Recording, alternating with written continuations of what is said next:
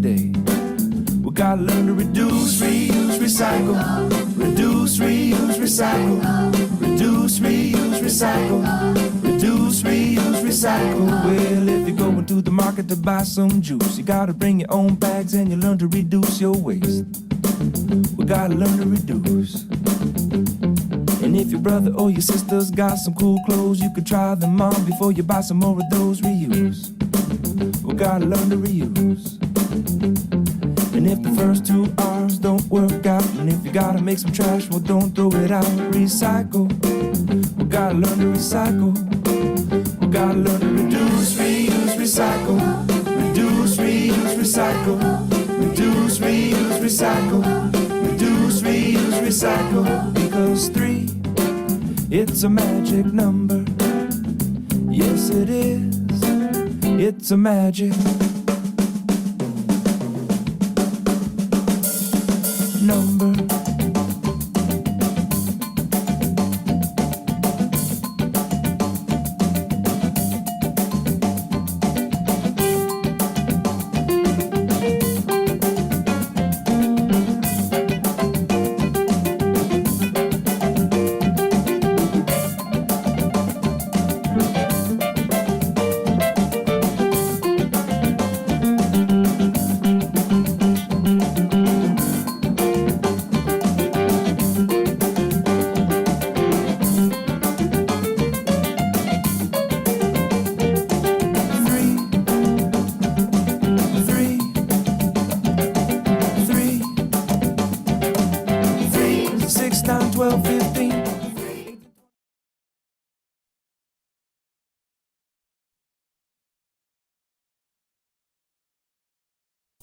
That is Jack Johnson with the song The 3 R's, happening here on Icon Radio, #1 entertainment plug. And this is Wednesday's show, Sustainability Connect, with your host Wanjera Maganjo. And I'm super glad that our guest has finally made it.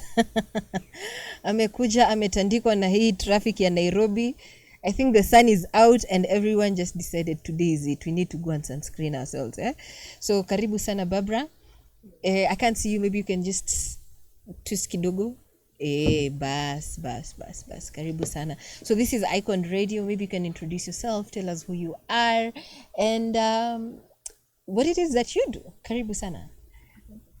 My name is Kangwana, and I am educated at Ubunifu, where my role at the hub is digital communication and a little bit of admin here and there. And yeah, we'll get to know more about myself. Yeah. All right. You come very highly recommended. You come very highly recommended by so many youth groups within the community space. And they're like, Ubunifu Hub is that space that has really helped us grow. So maybe you can tell us who is Ubunifu Hub and Planet One, and what do you guys do? Well, thank you very much. I'm actually surprised and I am actually not flattered. I am overwhelmed, I would say. So Ubunifu Hub is one of 6 other hubs globally under the Planet One project. And Planet One is a collaborative project between Fisherset and Greenpeace. It's a 4-year project, and this is our last year in the partnership. And we've been running for, I think, at the end of this year would be 3 and close to, like a few months, because, when it started off, we started with a lot of, grounding and getting to know the local communities before we started operation. So we are glad to have made such an impact. And you'd wonder like how we've managed to engage with so much youth, and it's because we have a couple of offers. And when you come to our space, there's not just one thing you can get from the hub. You can drop in and say hi. You can book the space for events. We have an outdoor space, we have a training space, and we have a boardroom. You can also participate in our events if you're one of our youth. We have a youth fund which goes to any youth groups that are doing projects that are environmental related or sustainable projects. We have a podcast studio, So if you have a podcast, or if you're looking into trying, podcasting, it's also a platform where you can come. If you do not have one, we also have our own podcast called Climate Whispers, where we invite young people to tell their stories. Well, I would say the list is long. Yeah, clearly it's a whole. But I love how you you create that space, because a lot of people ask, where do we start? We have this great idea, but we just don't know where to start for acceleration, for training, for equipment, for even just capacity building.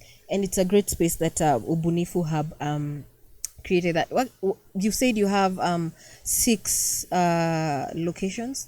That is within the country or within the world? I'd say between Africa and Europe. So we have in South Africa we have Ubuntu Hub. In Cameroon we have Mboa Hub. In Armenia we have Alternative. In Sweden we have Momentum, and in Hungary we have we have one. Yeah, the name escapes me a bit. Wow. So actually, in Kenya, what inspired the creation of Ubunifu Hub in Kenya? So it was because of, after COVID, actually, there's actually a lot of injustice already in the climate space. And after COVID, it became worse because young people didn't have a platform to do whatever they wanted to do. And you realize that in Kenya, the young people are also very proactive in terms of, advocating for the environment. And sometimes when we talk about, the climate crisis and it becoming a matter of survival for some communities, people are really trying, to come up with solutions. So apart from, just solutions and involvement in political issues and policies, those are some of the things that drove some of these hubs, not just in Kenya, but also in most of the locations in the world. Yeah.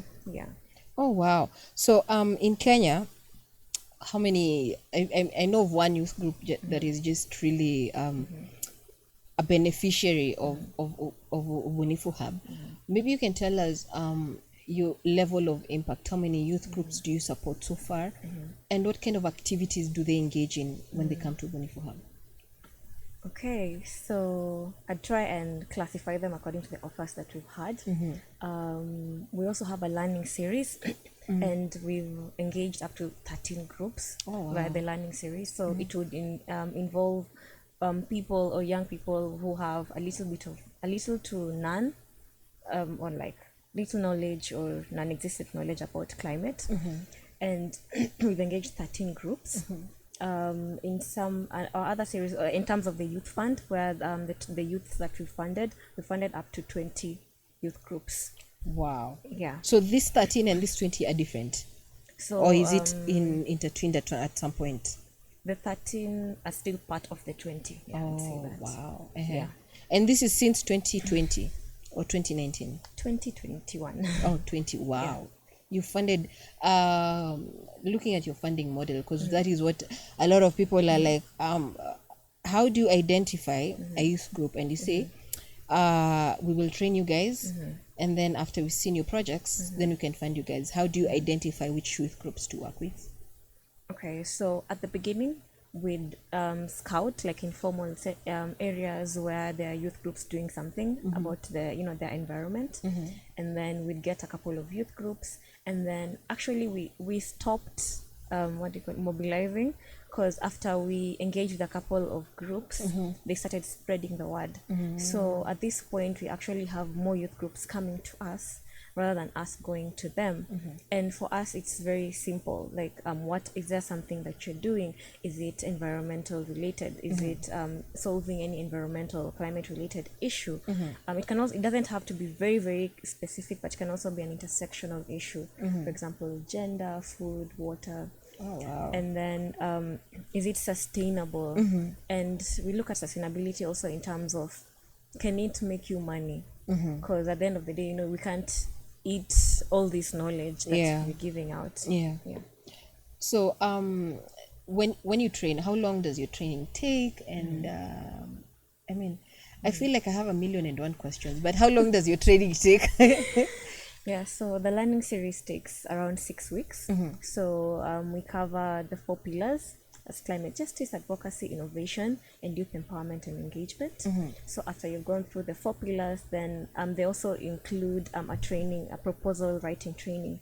So after that, then you do a proposal, and then you're eligible Yeah. for the funding.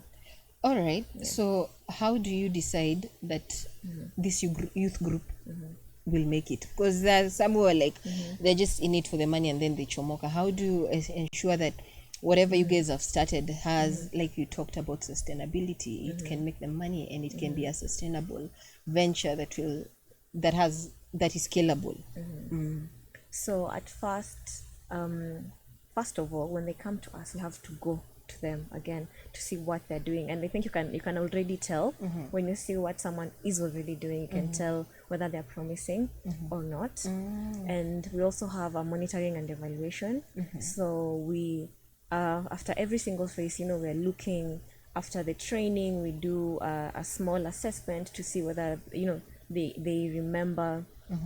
And also, apart from that, we also created a movement out of all these groups. So you find that it's also a way that they can continue engaging. So it's actually been more of building a community rather than just, giving them something and then they're out. So it's it's been about like building and growing together. And you see, for some groups, we gave them funding the first time, and then we did an evaluation, and they needed more support. So after evaluating and seeing that they actually need it and they've done something, then that you can continue supporting them. Oh wow! Yeah. How much do you fund up to? So let me tell you, that has been the biggest question. Everyone is looking at can we just come create a youth group and then you get funding, because they're told there's so much money in this space. So how do you determine the amount of money to fund, or is it project based? So for the first time we give 50,000. And we made it standard so that we are equal, and we're not giving any new group more than another group unless they need less money. Because resources are not there to be wasted. And is it a fund or is it a loan? It's a fund. It's like a grant. Okay. Yeah. So after we gave the first time, especially for the first groups, and then we did an assessment and then saw that they needed more support. Then at that point, of course, we had a cap of around 70,000, but at that point we were now supporting on need basis. Yeah.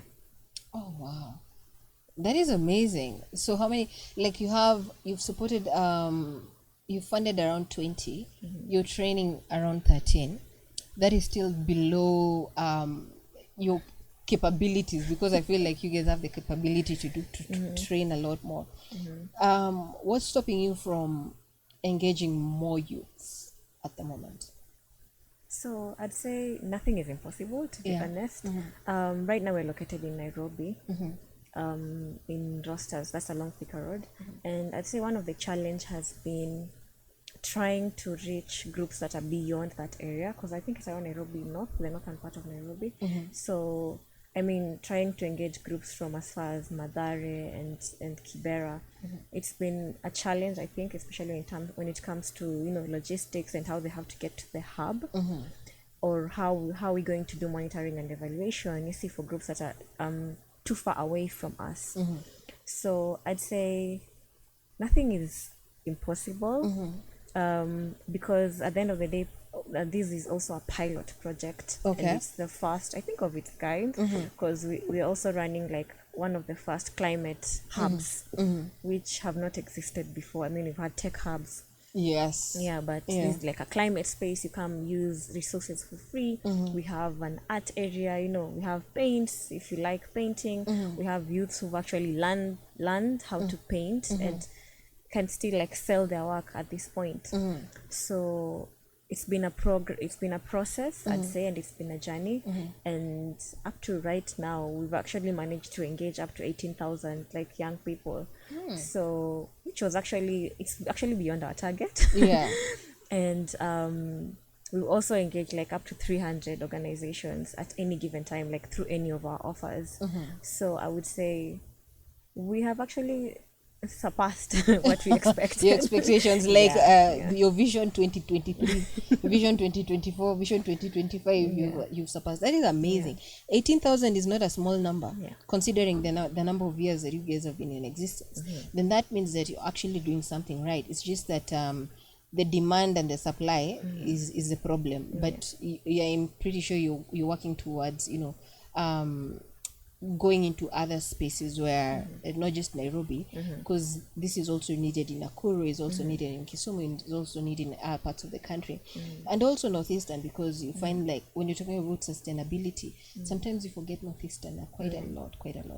But what are some of the challenges? Because before you even go to the challenges, what are some of the innovations that these young people who've come through Ubunifu Hub have come up with that have been, they have been your light bulb moments?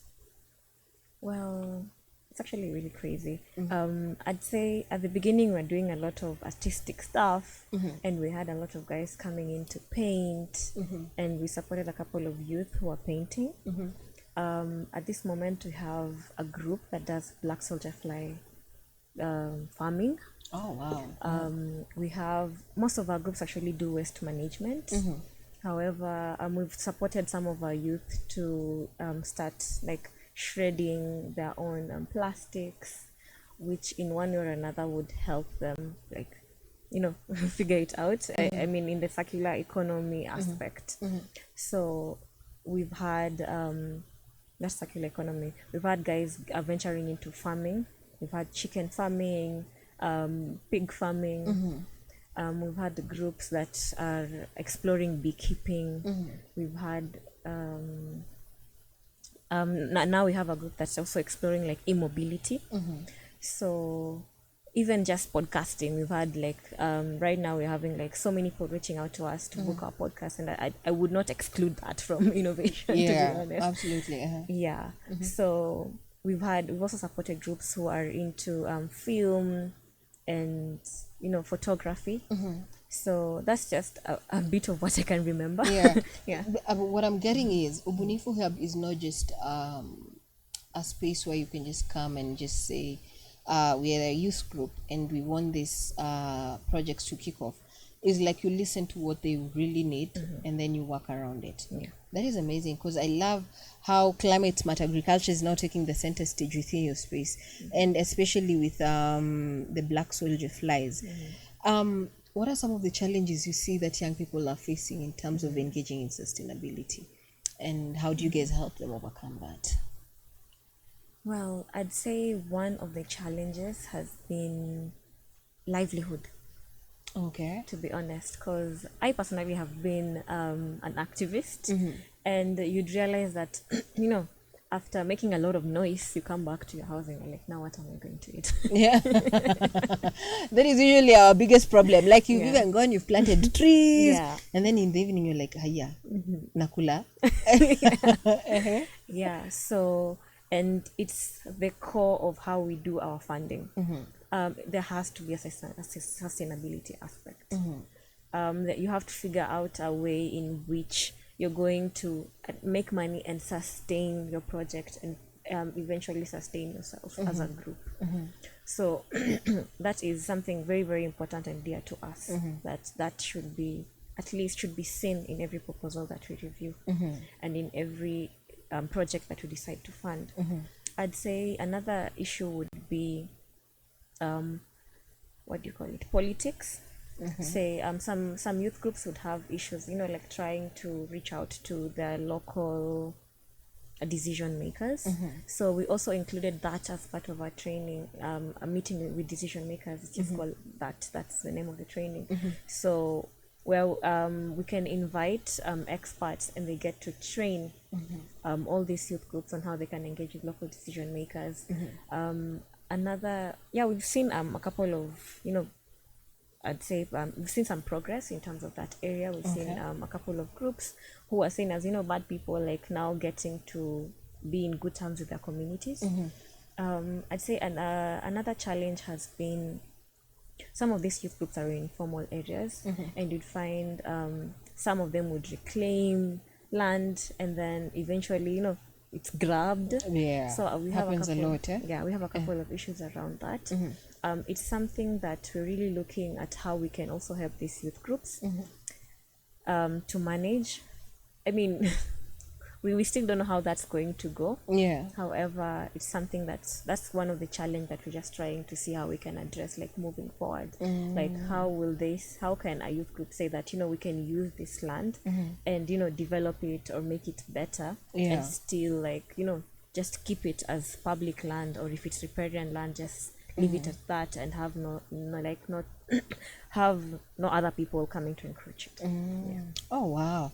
I mean, that is an issue. It's not just a youth issue. It's an everyone's issue where the government is just well, when you have power, you feel like you own the land, and it becomes such a problem. I remember when David was talking about trying to reclaim some of the land in Kahawa Skari that had been encroached.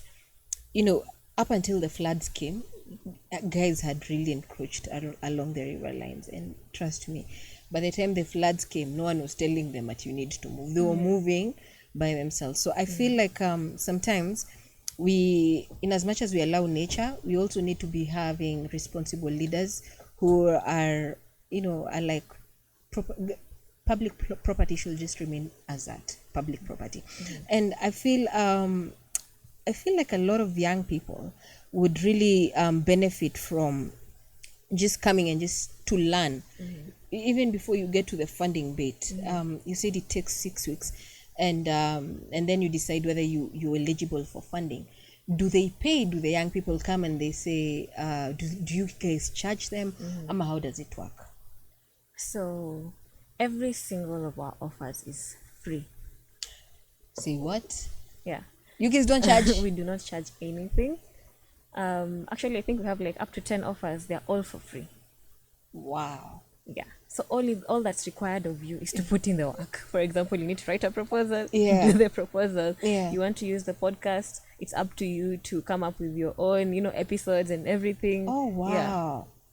That is amazing. Yeah. So they don't pay for even training. Yeah. So if they're to come to rosters, who do they get paid to attend, or do you tell them, you guys show up, we will offer you these guys? So for the learning series, if we've agreed that you're doing a learning series, we actually pay. We pay for your fare. Oh wow. So you're an organized group, you have 20 people, you're going to support 20 people to come to the hub.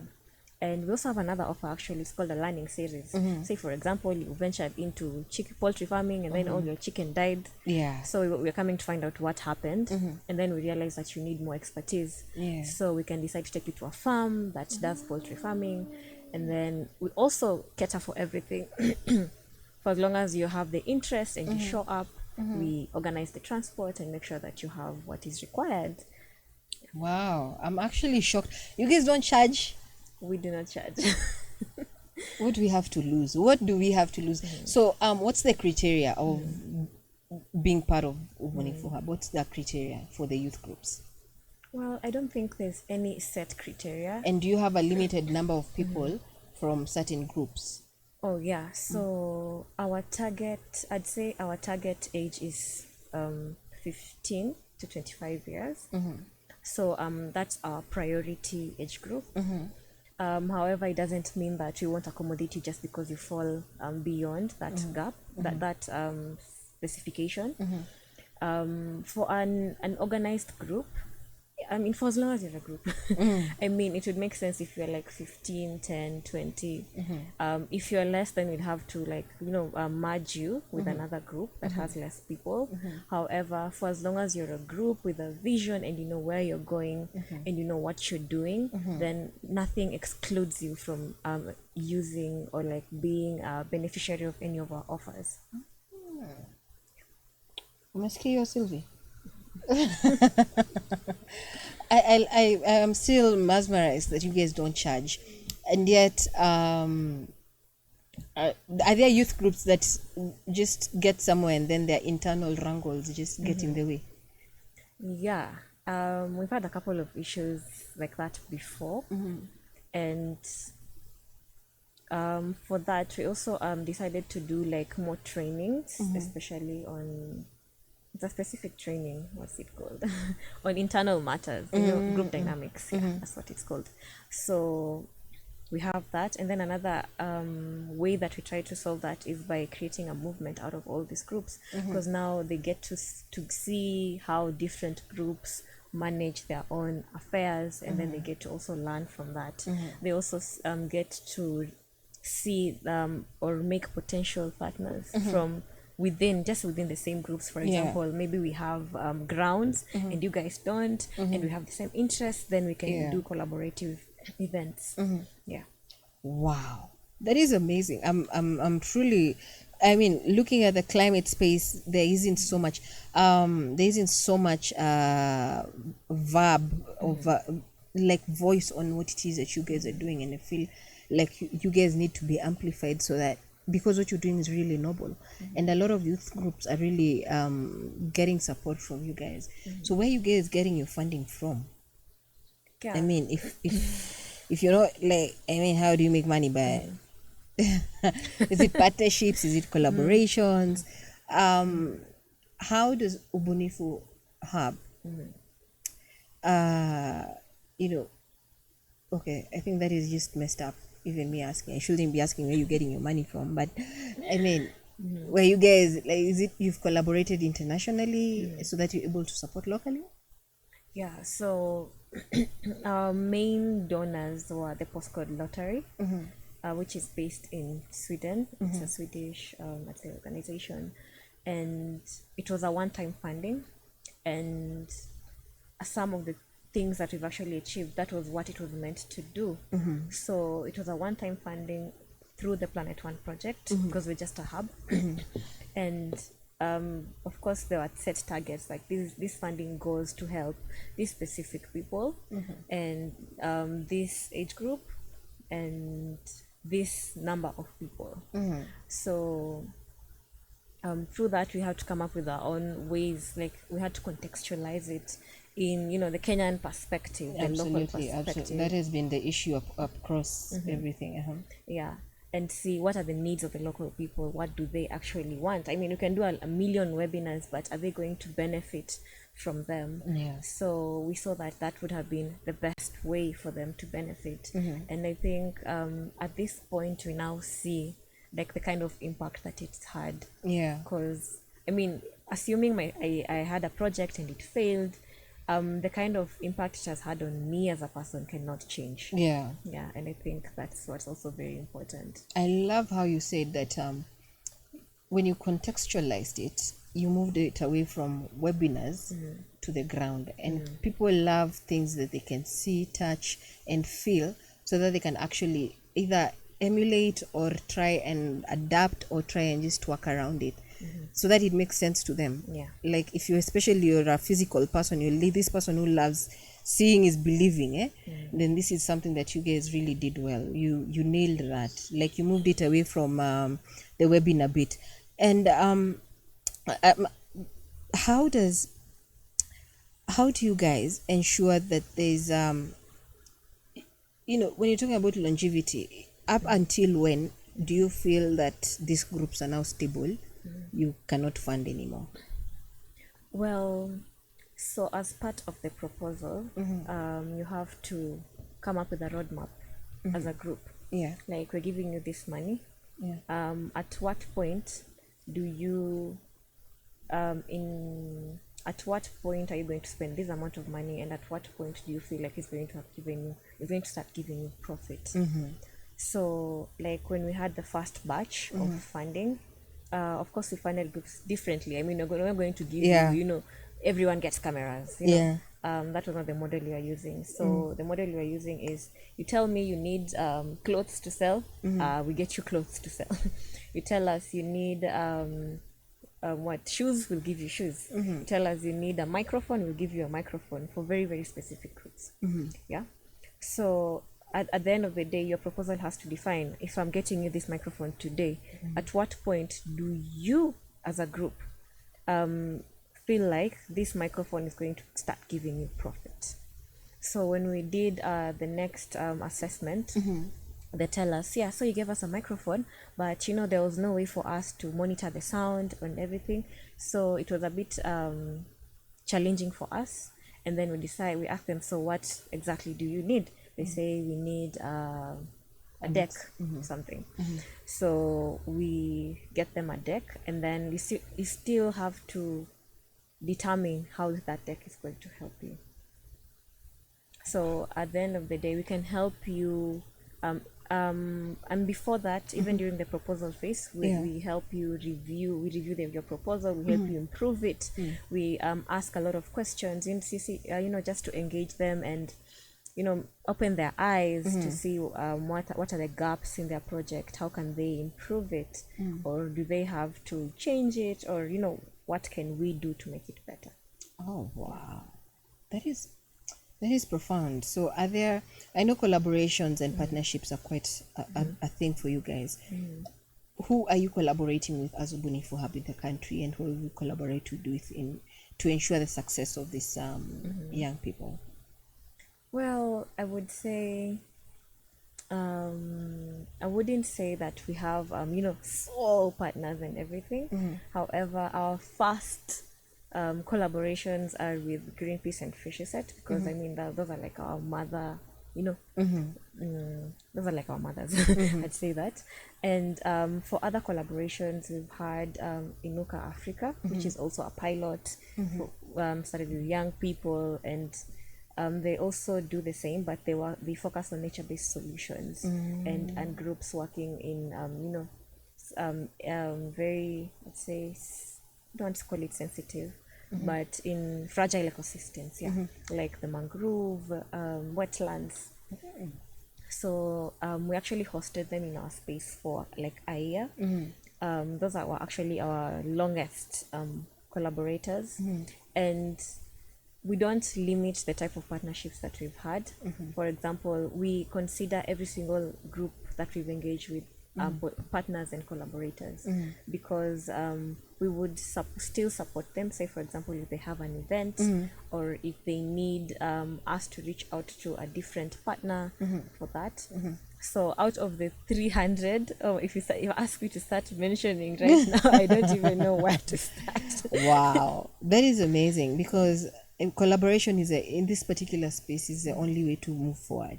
And considering that you are focused more on social impact, the ripple effect of your training, the ripple effect of your support of the youth groups, then that means that the economy of these people around has really been affected in a positive way. So whatever you guys are doing and whoever you're collaborating with, then it's creating a huge impact within the society.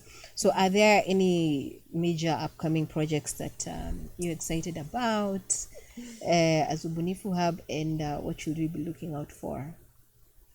Well, I would say actually, this is our last year of operation, as I had mentioned. So what happens now after?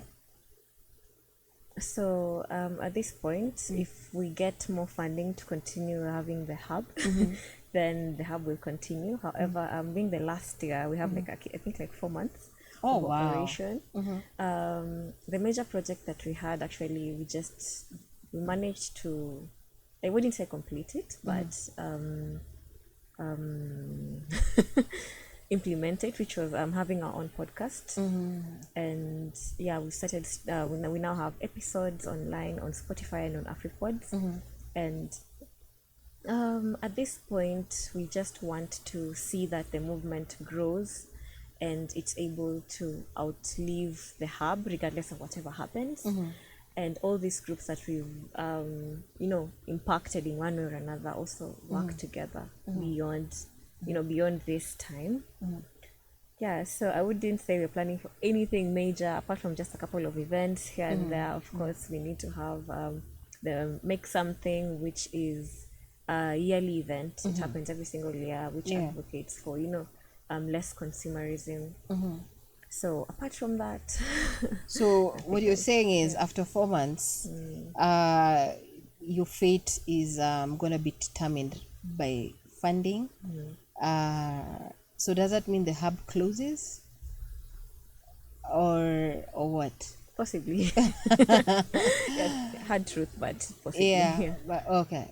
But you guys have a plan B, right? So actually, I think I'd say plan A was say it was going to close anyway. So it was creating the movement, making sure that all the people that we've worked with can now work together. Because I mean, they were working in silos, and that always happens in the climate space where people have really good solutions, but they don't see the importance of collaborating with other people and how much it's going to save in terms of resources. So we brought these groups together to form this movement so that they keep on working together and helping each other in one or another. It doesn't have to be in terms of money, but it can be, I have this, what do you have that can help us grow together. So that was the first option. The next option would be, we get funding and everything goes well, like nothing ever happened. Yeah, clearly. But when you talk about movements, what kind of movements are you talking about? So it's just one movement. It's called Eco Train, and for them it's it's basically working together, like breaking the silos. That's the main goal. Breaking the silo that's in the climate space. How hard has that been? I would say it's not been that easy because it took us. It actually started this year, so it's not that hard because once everyone gets to realize, we actually have the same interests, and we have a space where we can meet for free, then it becomes easier than most people would anticipate. Because we have free space for them if they want to meet. And I think one thing that also comes with you having your meetings at the hub is there's tea and bread. Oh, really? Oh, wow. What an enticement. Yeah, so I would say we've also supported them. Say, for example, if they have meetings, we'd also support them in terms of their fare. And it would, just, it's a way of, encouraging them or giving them momentum. We've given them trainings. Apart from that, just the learning series, there's very specific trainings that we've had, given them trainings on how to manage themselves as a movement, campaigns, social media, how to manage their social media platforms, resource mobilization, communications.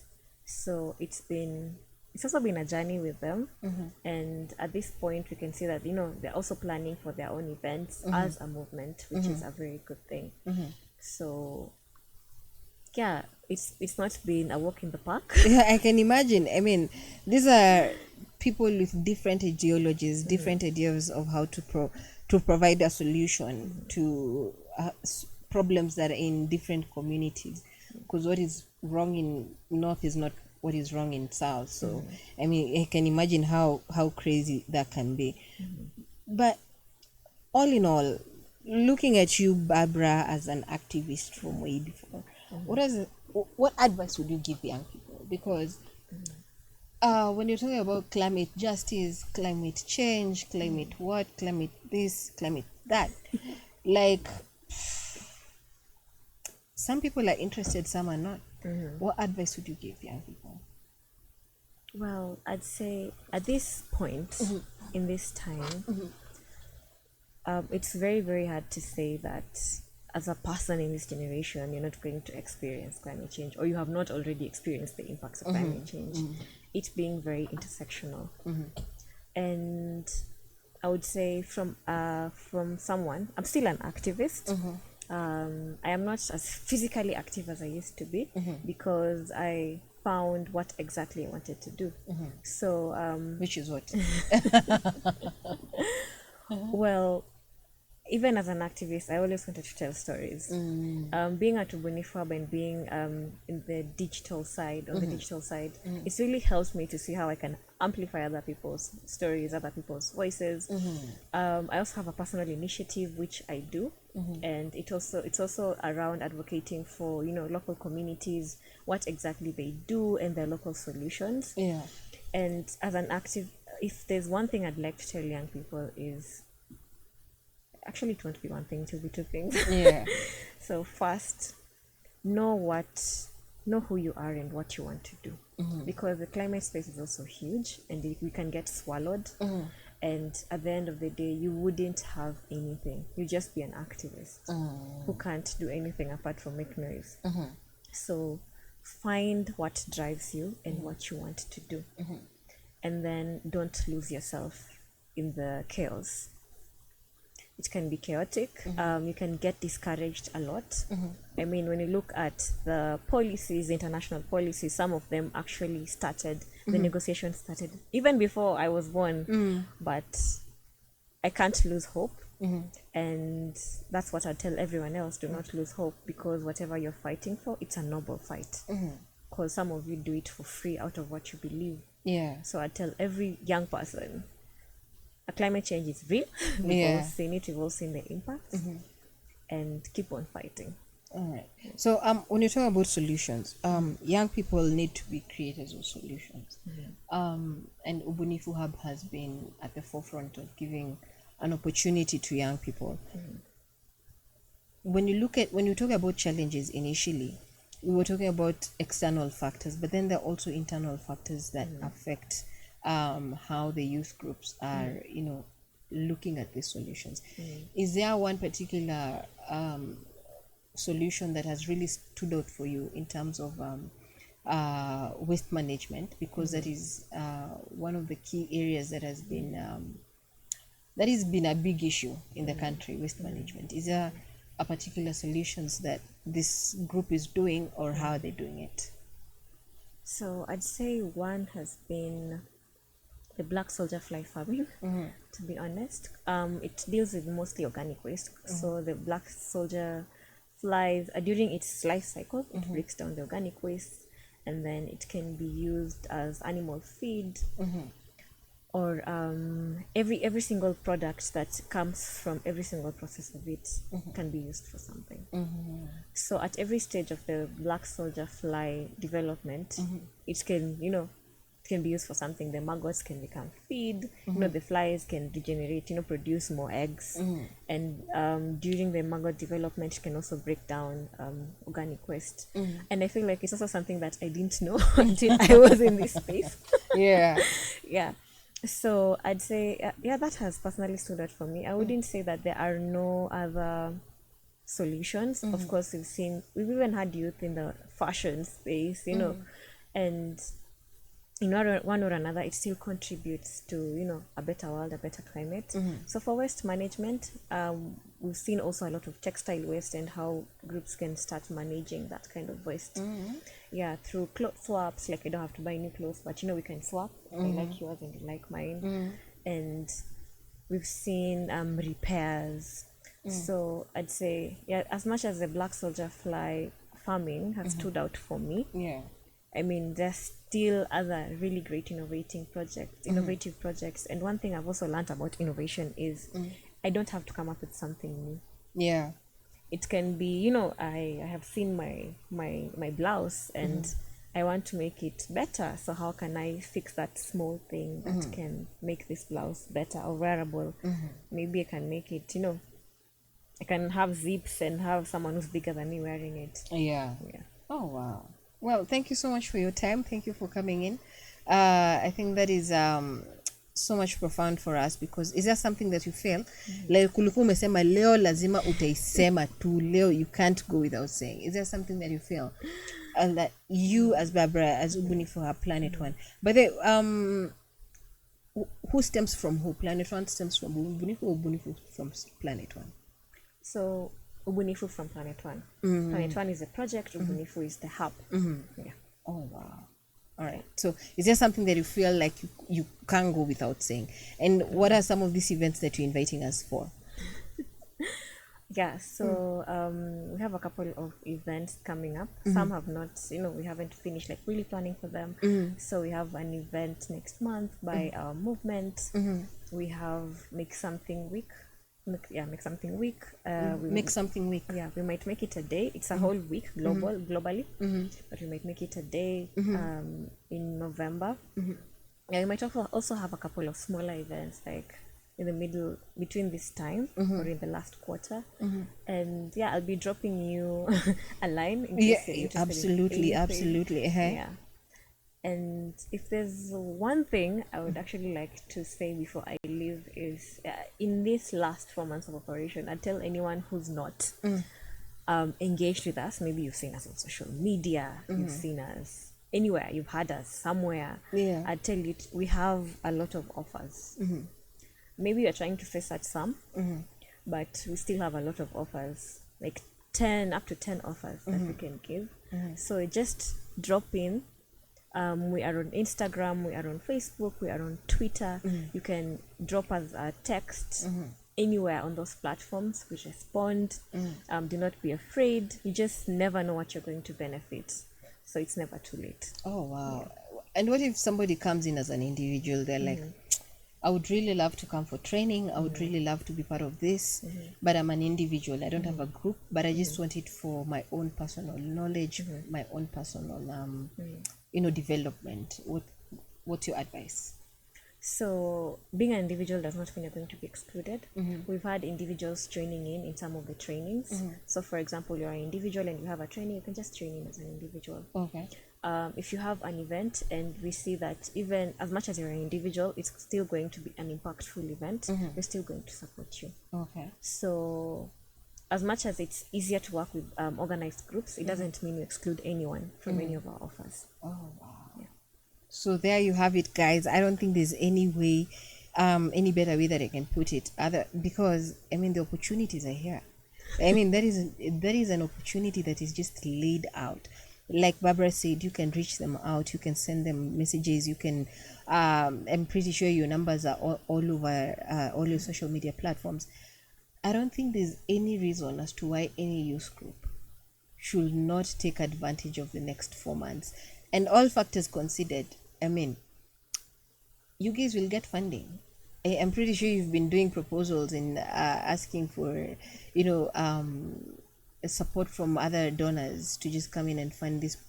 This is a phenomenal project, and I think impact is what just makes it be a believable project that it is actually working. So I think this is when we're saying 4 months, this is just tentative, but it's going to be a very long haul kind of a project. So thank you so much for being part of this conversation. Thank you for coming in. We hope to see you again. So where can we find you on socials as Barbra? Okay, yeah. So first of all, thank you for having me. Yeah. On social media, on all social media platforms, we are our handle is ubunifu.hub. Okay. Yeah. Ubunifu.hub. Yeah. So I think for Twitter we are ubunifu_hub, but the rest we are just ubunifu.hub. And on Spotify and AfriPods our podcast is called Climate Whispers. Yeah, you can find us there. All right, Salsa. Thank you so much, guys. Have a lovely week. I'm already into the weekend. I'm almost saying have a lovely weekend. Today being Wednesday, actually it's just like 2 days into the weekend. So yeah. So thank you so much for being part of this conversation. This has been Icon Radio Sustainability Connect every Wednesday from 10 to 12. Up until next week, God bless you. Bye.